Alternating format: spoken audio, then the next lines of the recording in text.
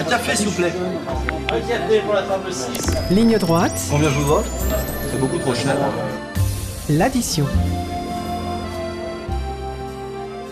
Normalement, on a retrouvé Julien Rochdy. Bonjour. Bonjour, je suis désolé. Il n'y a aucun problème. Vous vous faites désirer, Ça Julien arrive. Rochdy. Non, ça arrive. Vraiment, je ne vous entendais pas en fait. C'était Ok. insupportable. Aucun Parce que problème. Je vais très mal alors que je ne vous entends pas. Vous savez, le matin. Et nous alors, Julien Rochdy? Voilà, donc là, j'ai failli tout casser dans la maison, mais ça va.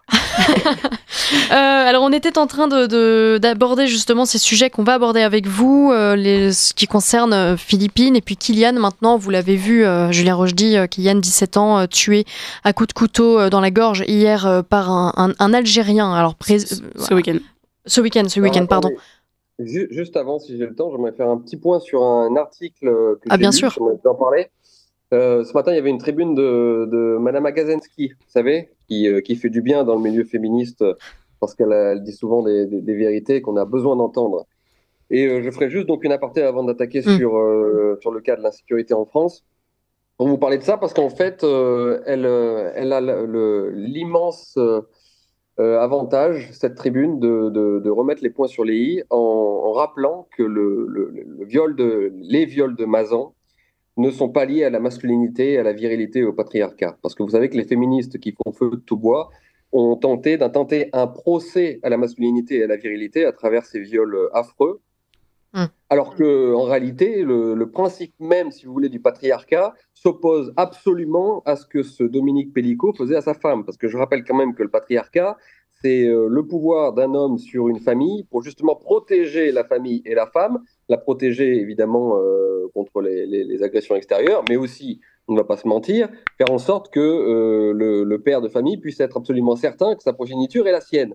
Donc faire violer sa femme par d'autres hommes est l'inverse du but même du patriarcat. Donc intenter un procès au patriarcat dans cette histoire est quelque chose d'absolument absurde, sans parler même du procès à l'égard de la masculinité et de la virilité, parce que je rappelle que la véritable masculinité et la véritable virilité, c'est justement de garder le contrôle sur soi, d'apprendre à être mesuré, d'apprendre à contrôler tous ces instincts barbares que l'on n'a que trop quand on est un mâle et qu'on a un peu de testostérone.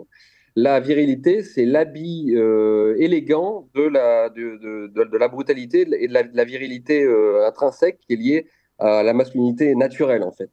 Et quand vous passez de cette virilité et de ce costume qui doit justement réfréner les instincts masculins que trop violents, eh bien, vous tombez sur la barbarie et sur la perversité. Donc, Dominique Pellico n'est pas du tout le cas de figure du patriarcat, de la virilité, de la société, de la culture du viol, c'est l'inverse même. C'est précisément parce que nous n'avons plus assez de codes de masculinité exigeants, nous n'avons plus cette force qui contraignait les hommes à se contrôler, à se maîtriser pour faire exprimer leur violence naturelle dans d'autres secteurs plus utiles à la société.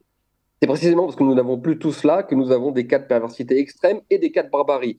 Et là, on se retrouve donc dans le cas de figure très classique entre la droite et la gauche. Vous savez, la gauche pense que sous les pavés, il y a la plage, selon le célèbre slogan de mai 68, alors que la droite pense que sous les pavés, à savoir la civilisation, il y a des sables mouvants, il y a de la boue dégueulasse dans lesquelles on se salit.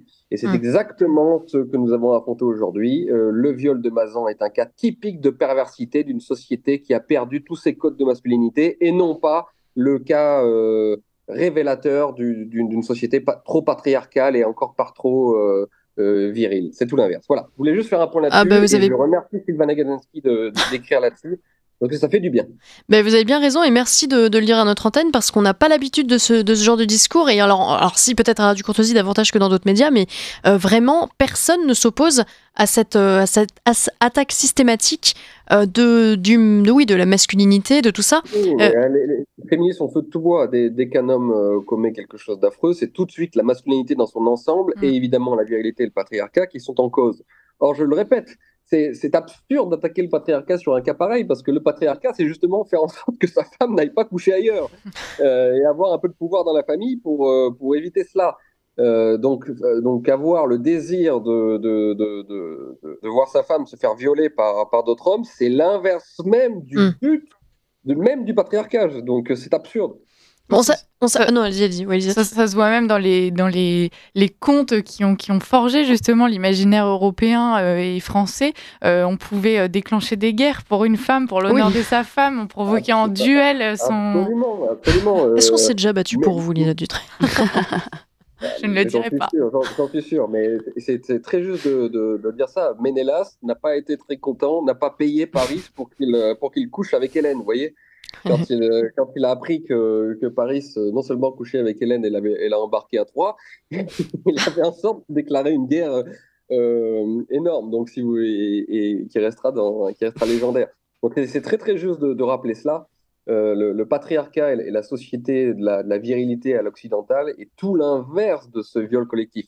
Et donc, il y en a marre de voir toujours intenter ce procès de la masculinité quand, justement, c'est tout l'inverse qui est vrai. Voilà. D'autant que en plus, comment dire, par exemple, en prenant l'exemple de MeToo, il y a eu des excès avec MeToo. Alors bien sûr que ça a permis aussi de libérer la parole d'une certaine manière. Oui, d'une certaine manière, et puis de trouver même des violents en puissance voilà. Bien sûr que ça a été utile dans certains cas, mais il y a eu un excès total. Il y a une caricature de l'homme, de la relation homme-femme. On a fait de tous les hommes des prédateurs sexuels.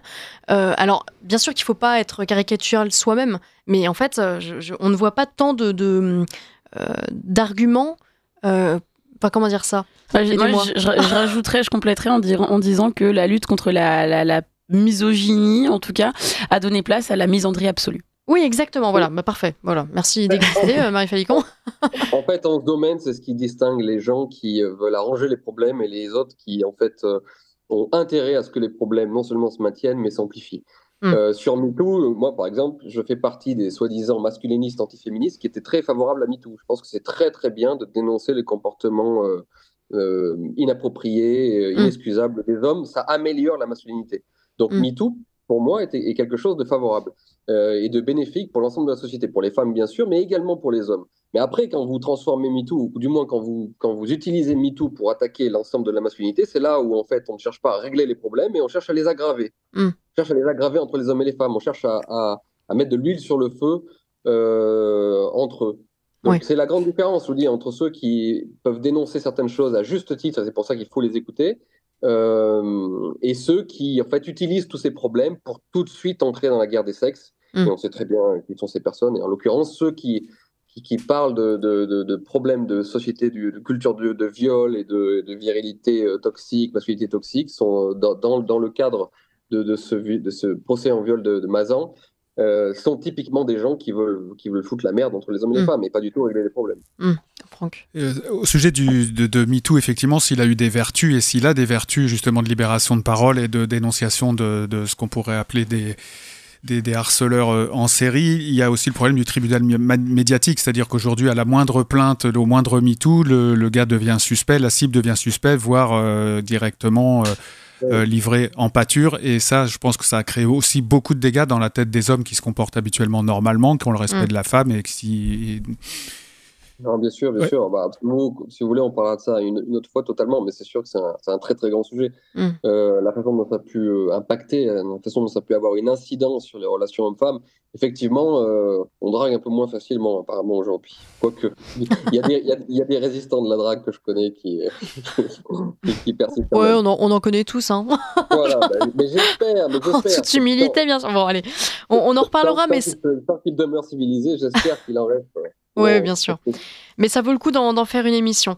Julien Rochdy, on va revenir à l'actualité et à ces drames donc, qu'on évoquait tout à l'heure. Philippines, Kylian maintenant. Il y a eu des rassemblements, il y a eu des tas de réactions. Alors, avant de parler des réactions de la gauche et de l'extrême gauche, parce qu'il faudra en parler bien sûr, et vous en avez parlé, Liselotte Dutreuil, dans une émission, votre réaction, Julien Rochdy, sur ces drames, sur enfin, voilà, l'état aujourd'hui dans lequel vous êtes, vous, est-ce que vous êtes... dans l'émotion, dans la réaction, dans la colère, dans la tristesse? Le problème, c'est qu'à la fin, l'émotion s'émousse, en fait, à force d'être stimulée régulièrement.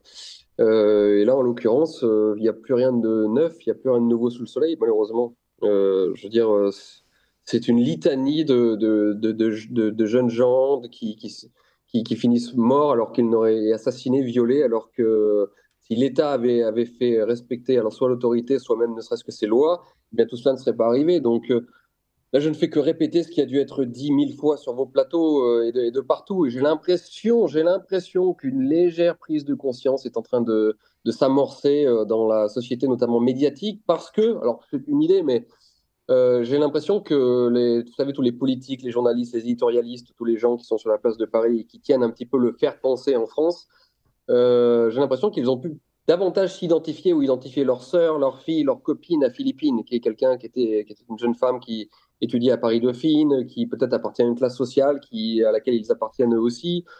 Alors évidemment, ils ne sont pas cathos ni scouts, et c'est dommage d'ailleurs, ce serait bien qu'on ait plus d'éditorialistes cathos et scouts, mais ce que je veux dire, c'est que j'ai l'impression, et peut-être que je me trompe totalement, hein, que tous ces journalistes, tous ces grands pontes de Paris s'aperçoivent que ça peut leur arriver à eux, ça peut arriver à leur fils, ça peut arriver à leur sœur, ça peut arriver à leur petite fille, etc.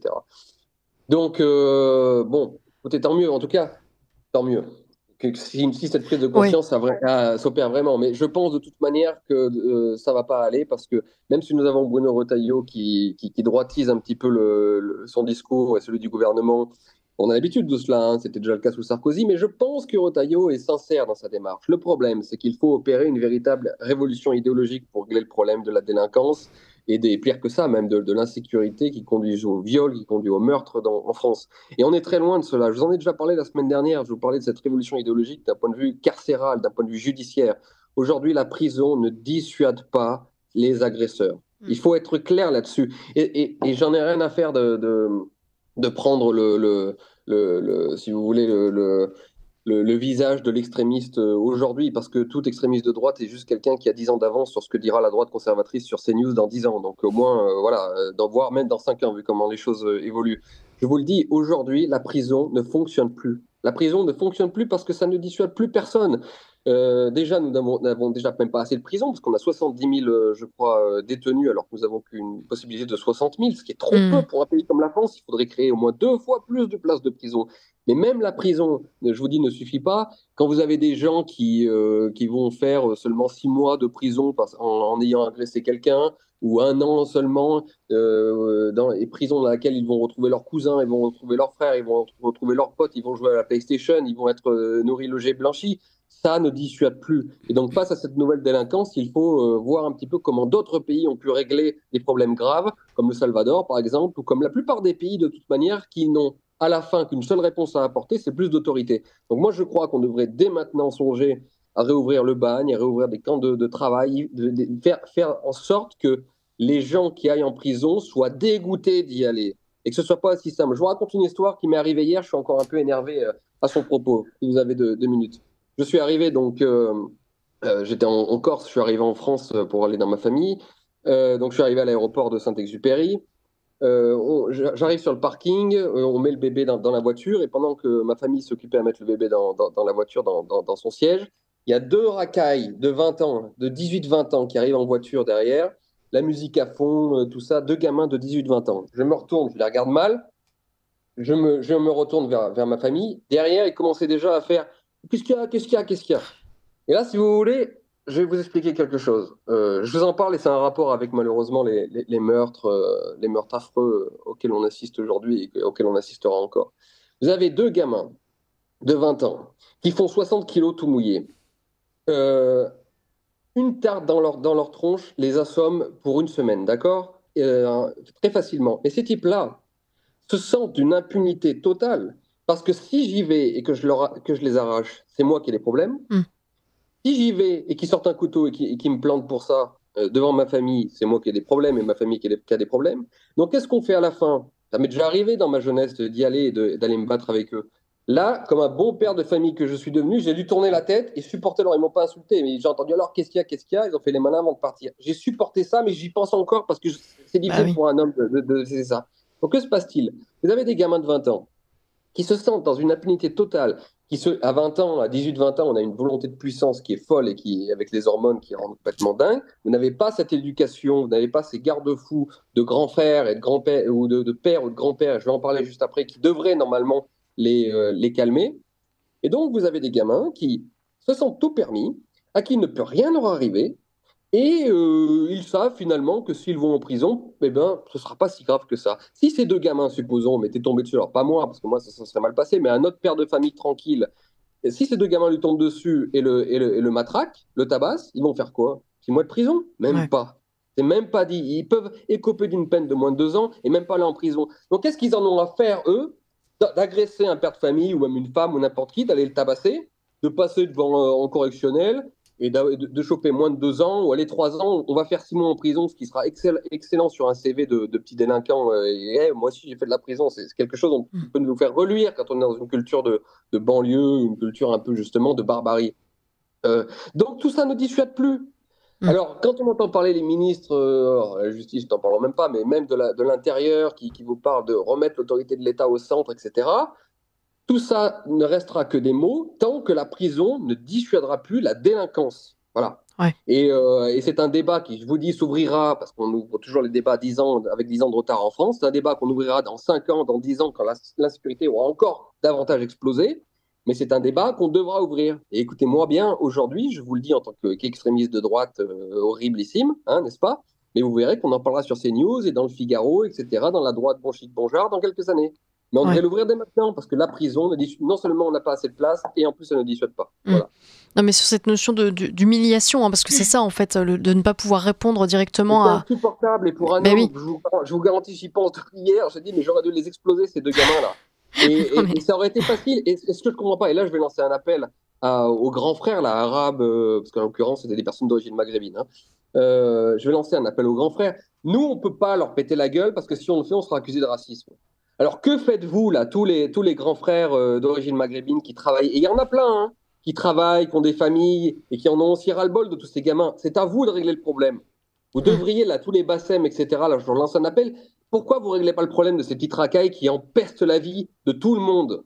À la fin, ça finira mal à laisser ces mecs-là, parce que les deux, là, si ça part en cacahuète entre eux et moi, ils vont peut-être sortir un couteau, mais moi aussi, je vais sortir autre chose, d'accord? Donc ça finit avec des morts, tout ça parce qu'il y a des gamins qui n'ont pas pris assez de tarte dans leur gueule.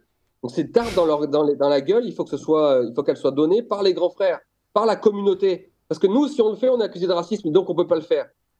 Ouais. Bon, voilà. Et donc, en fait, tout ça participe d'une ambiance générale de délinquance et d'insécurité qui conduit à la fin sur des types de 24 ans qui se permettent de poignarder dans le dos le pauvre Kylian de 17 ans. Pour 10 euros. Dans le dos et dans le cou. Pardon? Pour 10 euros.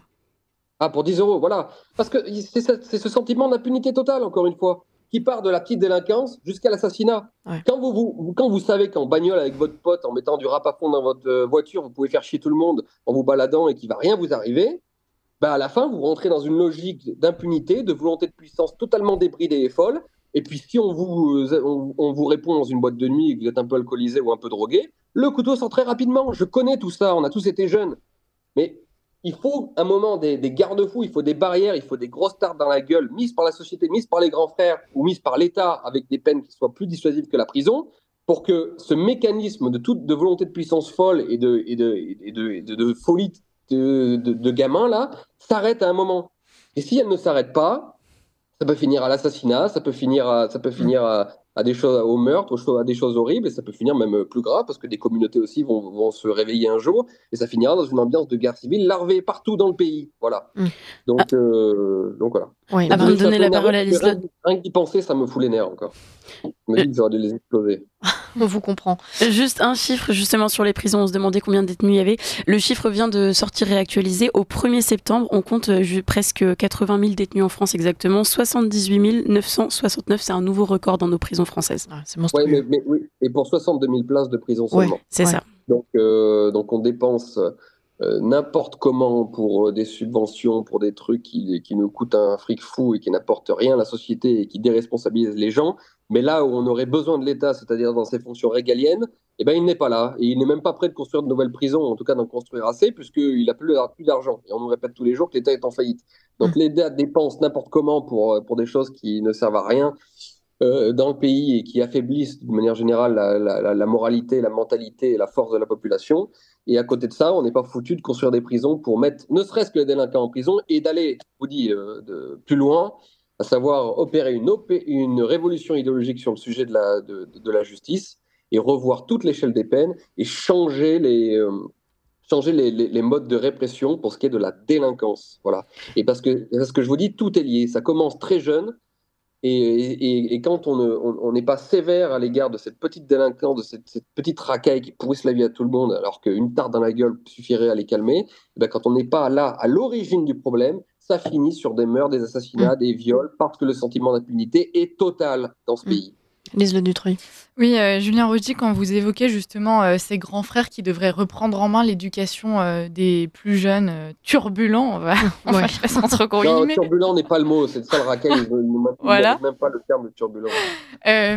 En fait, on comprend bien la solution qui est proposée, qui serait effectivement très pratique et qui réglerait en grande partie le problème, mais dans le même temps, elle ne ferait que mettre en lumière un problème qui est bien plus profond, c'est qu'aujourd'hui, vous avez employé ce mot-là, on est face à une communauté qui est bien distincte de la nôtre, et en fait, ce à quoi on est en train d'assister, c'est l'émergence d'une communauté complètement autre, qui va finir par qui a déjà ses propres lois, qui va avoir ses propres juges, sa propre force de répression, donc à travers cette figure des grands frères, ou bien par exemple des imams. On sait que les imams ont joué un grand rôle, justement, ont travaillé avec l'État, avec les forces de police quand il s'agissait de calmer les émeutes suite à l'affaire Naël.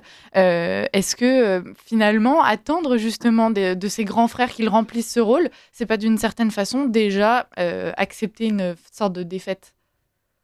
Alors, parmi les révolutions idéologiques qu'on doit opérer à droite, vous savez, moi je suis un petit peu du poil à gratter dans mon camp, parce que moi je crois pas à l'assimilation républicaine, je pense que nous sommes déjà dans une société communautaire et que justement il serait temps de le réaliser et de commencer même peut-être à modifier, alors non pas nos institutions immédiatement, mais en tout cas modifier notre rapport à notre pays, parce que ce pays un et indivisible est une fiction pure. Les communautés sont là. Et de toute manière, elles resteront là. Donc, il faut changer la façon dont on s'organise et dont on se pense. Sur d'autres domaines, au niveau de l'Europe, l'écologie, etc., je suis loin de partager tous les a priori de mon camp. Mais oui, pour revenir à ça, oui, nous sommes déjà dans des communautés. Et puis, elles sont logiques, si vous voulez. Moi, je me retrouve à l'étranger. Je me trouve au Maroc, dans un pays asiatique, dans n'importe quel pays. Il se trouve qu'il y a je sais pas moi, une colonie de jeunes Français, de jeunes Ardéchois, allant même plus loin, qui se mettent à faire n'importe quoi dans l'endroit où je réside, mais je pète un plomb. Mon premier réflexe, c'est d'aller les voir et de leur coller une tarte à tous. C'est logique, en fait. Ouais. Et je trouve que les personnes immigrées en France ne font pas assez cela. Et si ces gens-là veulent rester en France, ils devraient prendre en charge leur communauté et que chaque communauté se prenne en main. Voilà. Avec, bien sûr, en pinacle, l'autorité de l'État, qui, elle, doit toujours rester supérieure à l'ensemble des communautés. Mais ça commence par là. Les communautés doivent se prendre en charge, on doit y pousser, et ces communautés se doivent de respecter, bien sûr, la loi et l'État. Mais pour cela, il faut qu'il se respecte lui-même, si vous voulez. C'est loin d'être le cas. Ouais. En tout cas, il y a une communauté qui craint l'autre aujourd'hui, de toute évidence. Non, c'est pas ça. C'est qu'il y a une communauté qui se pense comme une communauté, qui se sait comme une communauté, qui avance comme une communauté, et il y a un pays qui se pense encore comme un pays universaliste, un et indivisible, dans lequel la relation unique et exclusive se situe entre l'individu et l'État. Nous n'appartenons plus ni à des familles, ni à des communautés, ni à une religion, ni à une race, ni à un peuple, ni à rien. Nous sommes des individus entéléchies, nous sommes des individus ectoplasmiques, et puis on a juste l'État, on doit juste obéir à l'État et à la loi, et puis à côté de ça, vous avez des individus qui, eux, ont encore des familles, des religions, des communautés, et se pensent comme tels. Et c'est pour ça que nous, les Européens, les Français de souche, on doit opérer cette révolution mentale. Je ne parle que de révolution, finalement, je suis macroniste, plus que ce que je le crois. Non, je ne parle que de révolution mentale à opérer, parce que non seulement on va dans le mur, mais même on va perdre un temps fou. On va perdre un temps fou tant qu'on n'opère pas ces révolutions mentales et qu'on reste sur des logiciels périmés, qui sont ceux d'un XXe siècle, qui ne s'appliquent plus aujourd'hui dans un pays où il y a 10-20 millions d'immigrés, un pays avec une démographie vieillissante, bref, avec toutes ces choses qui sont structurantes. Voilà, il faut quitter l'idéalisme de droite en disant ce serait mieux comme ça, ce serait mieux comme ça. Non, regardons le pays tel qu'il est, et si on voit qu'est-ce qu'on peut faire avec cette situation. Voilà. Julien Rogy, tout à l'heure, on parlait d'humiliation. Ça me permet de rebondir aussi. Je prends juste une minute pour vous raconter une histoire qui m'est arrivée avec ma sœur aussi il y a quelques années, au soir de la Coupe du Monde. On rentrait chez nous, en fait, il devait être minuit, un truc comme ça, boulevard Malesherbes. Alors, si certains connaissent, boulevard Malesherbes, c'est pas un quartier chaud, hein. C'est vraiment le 17e, 8e. Enfin bon, tout va bien, quoi. Et puis, en fait, un mec est arrivé par derrière, a chopé un drapeau. On avait des très grands drapeaux français, commencé à courir sur la route, tout ça, l'a balancé sous une voiture. Donc, nous, on lui courait après, on a fini par le récupérer. Et puis, en fait, il nous a rattrapés dans une petite rue. Et là, c'était un guet-apens. C'est-à-dire qu'il y avait 5-6 personnes qui nous attendaient, algériens. Ils le disaient eux-mêmes, donc au moins comme ça, avec le drapeau algérien tatoué, etc., torse nu et tout. Mais on s'est dit, on va se faire casser la gueule, quoi. 2 petites nénettes blondes avec des drapeaux français qui rentrent d'une fête sur les Champs-Élysées. Et ils nous ont demandé de leur demander pardon. C'est tout ce qu'ils réclamaient. Hein. Dites pardon. Ils ont tiré ma sauvages, ils l'ont traîné par terre. Mais c'était dégueulasse, mais c'était l'humiliation. Total. Mais je vous dis, il y a plein d'impensés. Hein. Je le répète encore. C'est le rapport des jeunes de certaines communautés immigrées à la France, ce désir d'humiliation, cette volonté de puissance impunie justement parce que l'État n'est pas foutu de réagir et qu'en face, nous, si on réagit, on se fait emmerder tout de suite. Ouais.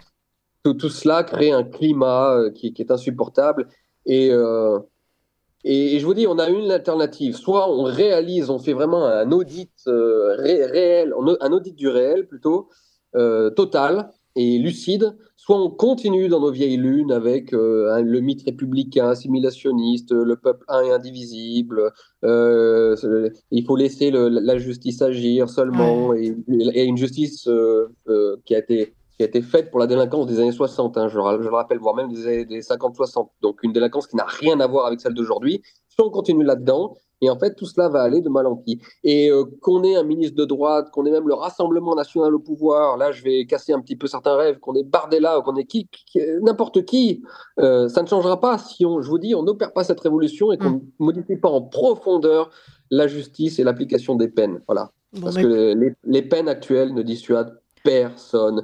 Et comme je vous ai dit la dernière fois, c'est encore pire. Même imaginez un clandestin qui vient de débarquer en France, qui vit dans la rue, finalement violer une femme, ça lui permet d'obtenir un rapport sexuel qui de toute manière il n'aura pas. Et puis derrière, il va faire 3 ans de prison, logé blanchi, il sera mieux que dans la rue. Comment vous voulez empêcher ce type-là de le faire ? C'est pas possible. À un moment, il faut réaliser ça. Voilà. On en reparlera, Julien Rogy. On entend votre colère complètement légitime et qu'on partage. Donc, écoutez, à la semaine prochaine pour en reparler certainement, en espérant qu'il n'y ait pas d'autres crimes d'ici là, hein, évidemment. Il y en aura. Il y en aura. Bon, Liselotte, c'est super. Non, mais espérons que non. Non, mais oui, on espère que non. Merci beaucoup, Julien Rogy.